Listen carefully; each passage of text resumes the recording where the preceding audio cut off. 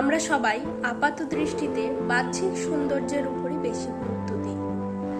যেটা আমাদের চোখে দেখতে সুন্দর লাগে সেটাই আমরা সুন্দর বলে মনে করি, কিন্তু এই চোখের যে সৌন্দর্য সেটা আসল সৌন্দর্য নয়।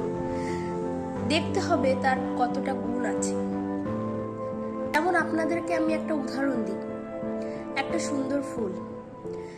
সুন্দর ফুল নিয়ে কতই না কবিতা, কতই না উপন্যাস লেখা হয়েছে, আমরা সুন্দরভাবে ঘরে সাজিয়ে রাখি। কিন্তু যে সবগুলো সুন্দর নয় অথচ তার গুণ এতটাই, সে অত্যন্ত সুস্বাদু এবং অত্যন্ত গুণসম্পন্ন ফল আমাদেরকে প্রদান করে থাকে।